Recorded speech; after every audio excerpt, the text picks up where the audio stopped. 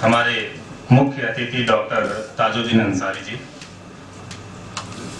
श्री इकबाल चौधरी जी, अलाउद्दीन अब्बासी जी, झारखंड से आए राज संवाद के प्रकाशक श्री देवानंद जी और आदरणीय भाई और बंधुओं, इस कार्यक्रम की शुरुआत दामिनी से हुई। मैं दामिनी के संदर्भ में ही आज के बदलते हुए मीडिया के विषय में कुछ कहना चाहता हूं। दामिनी की जब खबर आई थी मीडिया में, तो एक छोटा सा वेब पोर्टल सबसे पहले उसने दामिनी से संबंधित खबर को प्रकाशित की थी। वो क्यों उस छोटे से वेब पोर्टल ने खबर की थी, ऐसा नहीं था कि लोगों को मालूम नहीं था और अन्य मीडिया को नहीं मालूम था जिसने तब तक कवर नहीं किया था।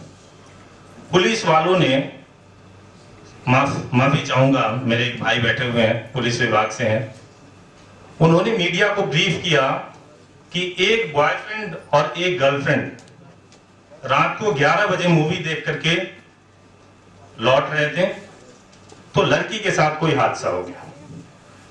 इस ब्रीफिंग पे सबने लाइटली लिया कि बॉयफ्रेंड था, साथ में गर्लफ्रेंड भी थी, अगर कुछ हुआ होगा तो वो ऐसे कुछ कर रहे होंगे जिसकी वजह से जो है इस तरह के हादसे हो गए होंगे। और ठीक यही ब्रीफिंग सभी मीडिया को, पुलिस वालों ने मीडिया को दी, और बड़ी मीडिया जो थी उसने इस बात को लाइटली लिया कि ऐसा होता रहता है। और एक न्यूज पोर्टल, छोटा सा न्यूज पोर्टल, उसने इस पूरी घटना को विस्तार से अपने पोर्टल पे छापा, पब्लिश किया इस आर्टिकल को। जब आर्टिकल को पब्लिश किया और जब उस पे पाठकों की प्रतिक्रिया आने लगी, तब कहीं 12 घंटे के बाद बड़ी मीडिया ने जाकर के इस घटना को उठाया और धीरे धीरे ये जाकर के सबके नजर में ये घटना है। अब आप कल्पना कर सकते हैं कि आज मीडिया के स्वरूप में कितना बदलाव आया है। आज से महज 15-20 साल पहले सिर्फ एक टेलीविजन, एक न्यूज चैनल और कुछ अखबार हुआ करते थे। वेबसाइट नहीं थी तब किसी भी प्रकार से जो है कोई इतने सारे news channel, Hindi, English, regional language में ये सारे कुछ नहीं थे। एसएमएस नहीं था, कुछ भी नहीं था। बावजूद उस समय की जो मीडिया थी वो ज्यादा सशक्त थी। आज की मीडिया बहुत सारी हो गई है, लेकिन वो सशक्त नहीं है।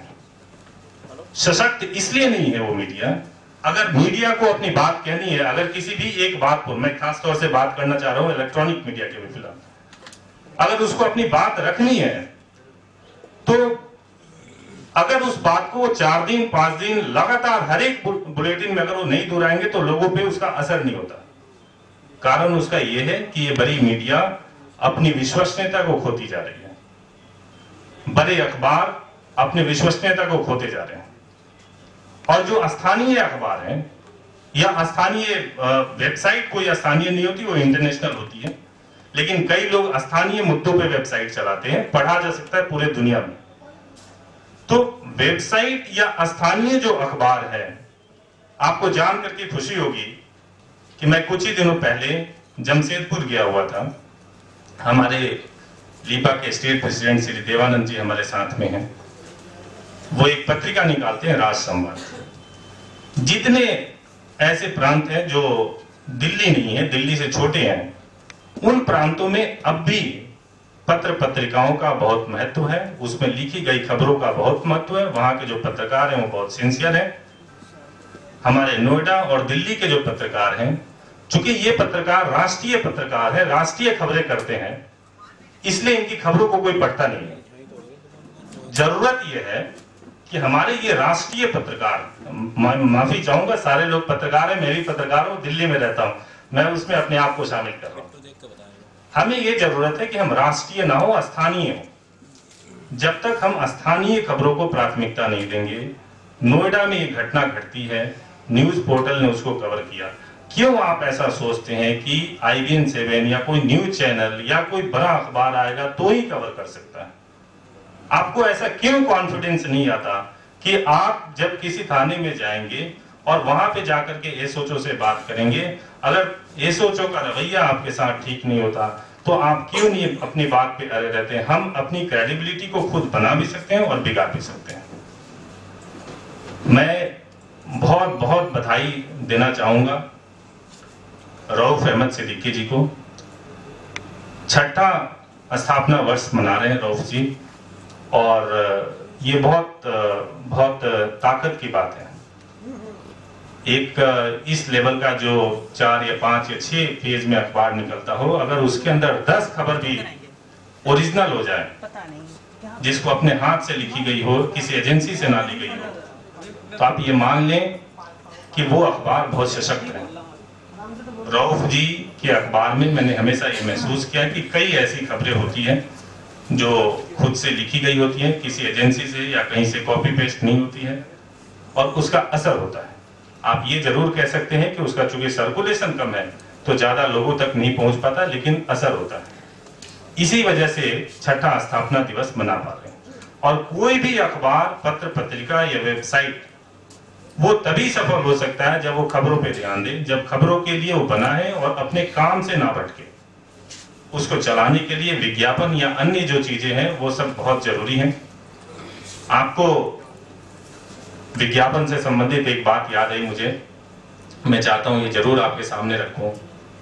इस देश के अंदर एनडीटीवी न्यूज चैनल जो है वो सबसे पुराना न्यूज चैनल है, और वो भी आर्थिक संकट से जूझ रहा है। उसकी आर्थिक संकट क्या है, वो एम्प्लॉइज को अब उसको हटाना पड़ेगा। जो कई स्टाफ जो होंगे जो दूसरे जगह काम कर रहे हैं, उनको कहीं और ट्रांसफर करना होगा। ये हर एक मीडिया, चाहे वो बड़ी मीडिया हो या एक छोटी मीडिया हो, ये सभी मीडिया इस तरीके से विज्ञापन या आर्थिक दिक्कतों से काफी जूझ रही हैं। और जूझ सिर्फ इसलिए रही है क्योंकि सरकार के पास इसको लेकर के कोई ठोस नियम नहीं है। सरकार ठोस नियम बनाना भी नहीं चाहती है। कारण ये है कि जब मीडिया आर्थिक रूप से निर्भर हो जाएगी तो सरकार की नहीं सुनेगी। आज आर्थिक रूप से निर्भर नहीं है तो बेलगाम है सरकार के अनुसार। सरकार ऐसा कहती है कि मीडिया बेलगाम है, इन पे कोई लगाम नहीं लगा सकता। तो सवाल ये है कि हम जानते हैं कि हम अपने अखबार को हमने जब शुरू किया तो एक मिशन के लिए शुरू किया। उसका मकसद ये था कि हम लोगों तक खबरों को पहुंचाएं। अगर हमने ऐसा सोच करके अखबार को शुरू किया है तो सरकार चाहे हमें सहयोग करे या सहयोग ना करे, हमारा ये संकल्प है, हमारा ये दृढ़ संकल्प है कि हम अखबार को खबरों के साथ चलाएंगे। अखबार को में खबरों को ही प्राथमिकता देंगे, और खबर वो जो जनता से जुड़ी हो, जो जनता के मिजाज के अनुसार हो, जिसकी जनता को खोज हो, वैसे ही खबरें प्रकाशित की जानी चाहिए अखबार के अंदर।